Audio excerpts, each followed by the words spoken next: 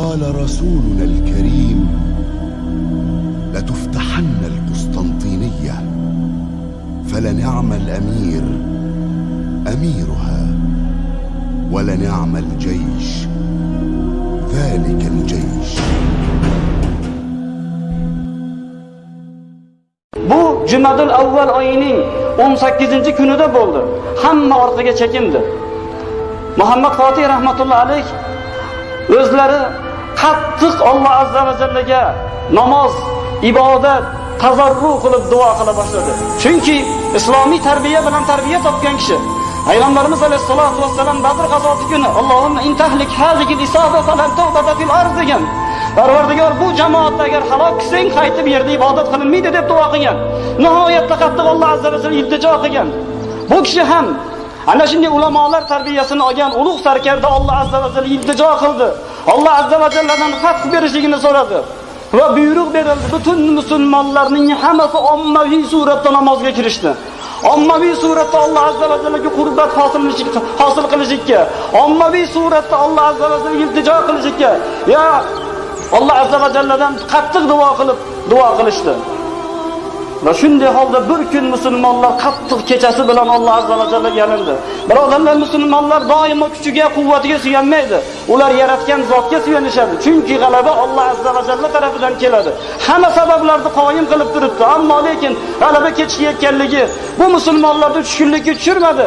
Balki ular Alloh azza va jallaning rahmatidan noumid bo'lmadilar, balki hammalari Allohga yolbordi.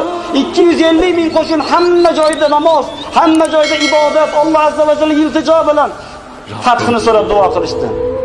Va 20-Jumadul Avval kuni ertalabki soat 1 da Muhammad Fatih rahmatullohi alayh musulmonlarni yangitdan Qustantiniyaga shiddatli hujum qilishlikka buyurdi va bunda ba'zi bir tartibotlarni o'zgartirdi. 20-Jumadul Avval, ya'ni milodiy sananing 1453-yil 29-mayning ertalabki soat 1 da musulmonlarning oxirgi va nihoyat oxirgi qattiq shiddatli hujumi Qustantiniyaga boshlandi. Musulmonlar qattiq hujum qilib, ana shunday bir hujum qilardi. Charchaganda qaytishardi, to'plarni yaqinroq olib borib to'plar bilan devorlarni urardi. Yana hujumga o'tishardi, yana qaytishardi. Ular Qustantiyani himoya qilayotgan, mudofaa qilayotganlarga dam berilmadi. Mana shunday shiddatli janglarda musulmonlar devorga qattiq yopishdi va Alloh azza va jalla musulmonlar qalbiga sakinat tushirdi. Musulmonlar oldida o'lim eng arzimas narsaga aylandi va qancha ming odamlar shahid bo'lsa ham mana shunga oldiga, devor tagiga shiddat bilan harakat qilishni boshlashdi va shotilarni qo'yib, uloqtirilishiga qaramasdan ba'zi odamlar shotilarning ustiga chiqib, Qustantiniya devorining ustiga 30 kishi chiqishlikka muvaffaq bo'ldi va birinchi bo'lib ana shu asosiy darvozaning ustiga musulmonlar bayrog'ini o'rnatdi. Buni ko'rgandan keyin butun Qustantiniya ahli, butun Qustantniyani himoya qilayotgan lashkarlar hammasi tushkunlikka tushdi. Mana bu narsa musulmonlarni yana ham shijoatlantirdi va musulmonlar yana ziyoda kuch bilan mana shu diyorga qattiq harakat qilib va to'plar devorni ham yorishlikka muvaffaq bo'ldi. Alloh subhanahu va taologa iltijo qilingan. Duo qilinglar, men duolarni ijobat qilaman. Unki bu kishilar Allohga mustor bo'lib turibdi. Hamma imkoniyatni qildi. Alloh azza va jalla ularning duosini ijobat qildi. Ularning qalbiga sakinat tushirgan bo'lsa, dushmanning qalbiga qo'rquvni tushirdi. Va shu orada ularning lashkarbozisi qo'mondoni Destinian qattiq jarohat oldi va jang maydonini tashlab ketishga majbur bo'ldi. Tashlab ketib, bandargohga borib, bir kemaga o'tirib, o'zi kelgan Yevropa tarafga qarab qochib ketdi. Buni ko'rgan Konstantin qo'mondonni qochib ketganligini ko'rgandan keyin o'zi otidan tushib, o'zi jang maydoniga kirishdi. To umrini oxirigacha jang qilishga va'da berib, xalqiga bergan va'dasiga vafo qilib jangda qattiq urushda boshladi. Musulmonlar hech qancha bir lahza o'tmasdan Konstantinni ham qatl qildilar. Shundan keyin Konstantinni qatl qilganligi, imperatorni qatl qilinganligini bilgandan keyin hamma musulmonlar Konstantiniyani xoh dengizdan bo'lsin, xoh quruqlikdan bo'lsin, butun devoriga seldek yopishdilar va devorning ustiga chiqishga muvaffaq bo'ldilar va dushman aniq bildiki mag'lubiyatga uchraganligini va hammalari qochib shaharning ichkarisiga qarab qocha boshladi. Musulmonlar Konstantiniya devorlariga bayroqlarni o'rnatdi. Shu bilan musulmonlar Konstantiniyani devorlarini ishg'ol qildi. Endi Konstantiniya darvozalari ochildi.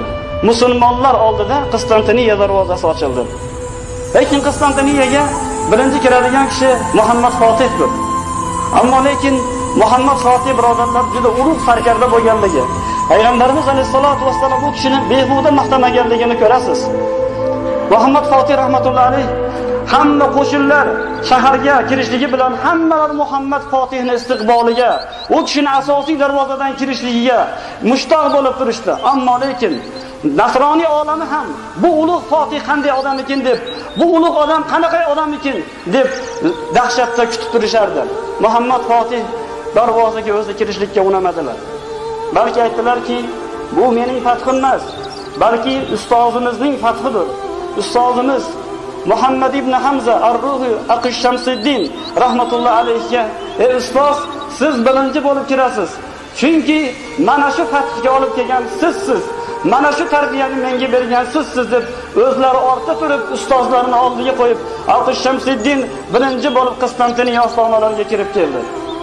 Va musulmonlar hammalari xursand bo'lib, hammalari istiqbolda turdi. Ammo Muhammad Fotih rahmatullohi alayh Konstantiniyaga kirishligi bilan, ostonasini oqlashligi bilan duo qildi. Alloh azza va jallaga qo'l ko'tarib, alhamdulillah, alhamdulillah, alhamdulillah. Alloh azza va jallaga hamd va sano aytgandan keyin, Parvardigor, bizning shahidlarimizni o'zing rahmatingga musharraf qilgin. Mujohidlarning sharafini ko'targin. Bu dinning yuksakligini yana ziyoda qilgin deb otidan tushdi. Konstantiniya ostonalarida qiblaga qarab sajda qilib yig'ladilar. Birodarlar, Payg'ambarimiz alayhisolatu vassalomning axloqidir bu. Payg'ambarimiz alayhisolatu vassalomning lashkarlari Makka ga kirganda talon-taroj qilmadilar. Muhammad Fotihning askarlari ham tarbiya topgan kishilar edi. Muhammad Fotihning askarlari shaharga kirishligi bilan talon-taroj qilishlikka, shaharga o't qo'yishlikka, shaharni vayron qilishga tushmadilar. Balki ulug' lashkar boshini kutib olishlik uchun ostonaga kelishdi. Hammalari ulug' lashkar boshini kutib olishlik uchun mana shu joyga kelishdi. Ulug' lashkar boshi Konstantiniyaga kirishligi bilan birinchi aytgan so'zi Alloh azza va jallaga hamd va sano aytdi. Chunki bu g'alabani Alloh azza va jalla ato etdi. Alloh azza va jalla ularni tunlarda qilgan duolarini ijobat qilganligini, Alloh azza va jalla ularning duolarini ijobat qilib o'ziga yaqin qilganligini, mana shunday ulug' g'alabani ularga ato etganligini, shukronalar kelib Alloh azza va jallaga sajda qilib yiqildi. Va barcha musulmonlar nihoyatda ta'sirlandi. Ustozi nihoyatda xursand bo'ldi. Muhammad Fotih rahmatullohi alayh sajdadan bosh ko'targandan keyin otiga mindi. Otiga mingani butun musulmonlar hammalari Muhammad Fotihning atrofida jamlanib turishardi. U kishining buyrug'ini kutishardi. Muhammad Fotih rahmatullohi alayh odamlarga qaraganda hamma musulmonlar, mashaalloh